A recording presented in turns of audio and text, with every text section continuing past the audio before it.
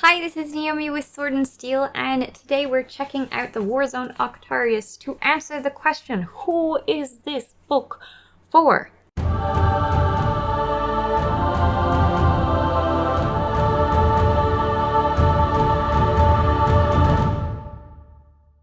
So what do we got in here? On the back it gives you some idea that it's going to involve Imperial forces versus orcs and Tyranids.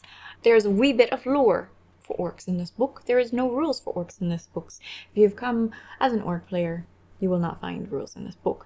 There are rules for Tyranid players. There are rules for Cadian, Astra Militarum Cadian players. There are rules for Deathwatch players. There's some campaign rules for playing in the Octarius sector. So if you wanted to create a campaign and invite all your friends to play along with you, then you could certainly use this book for both the lore if you wanted to flesh it out as you were going to encourage their excitement, then you might want to acquire this book to get people to play again.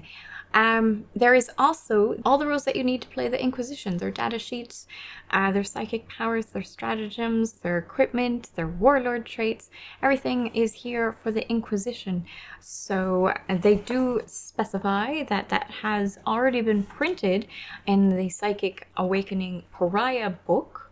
Also in White Dwarf, because that's where I was looking for Eisenhorn.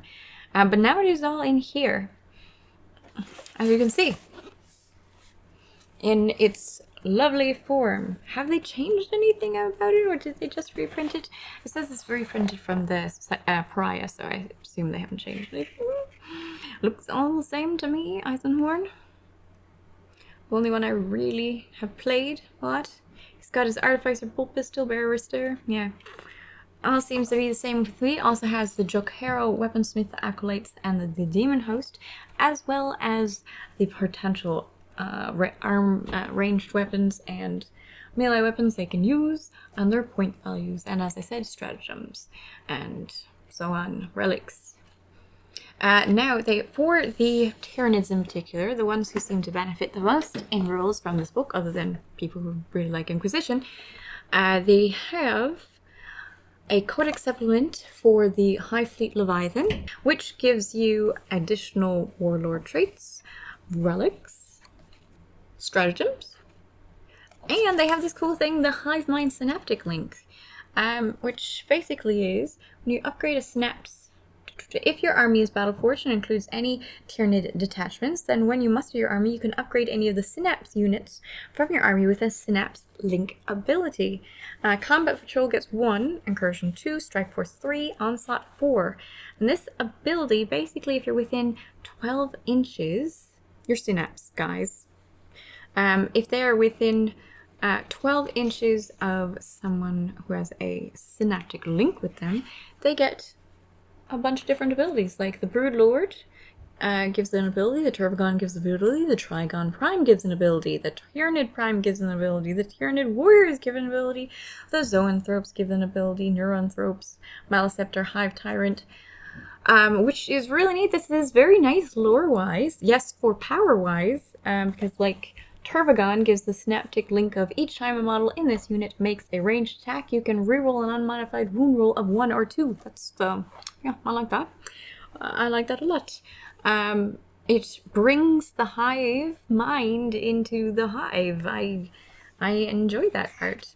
And now they have more for the appendix. This is the one that they said was previously published in the Psychic Awakening. So these interexal adaptations, hive mind, hive fleet, psychic powers, bio artifacts of the Tyranid, stratagems, that sort of thing, hive fleet adaptations, all of this adaptive physiology. So there is a bunch of stuff for Tyranids in this book.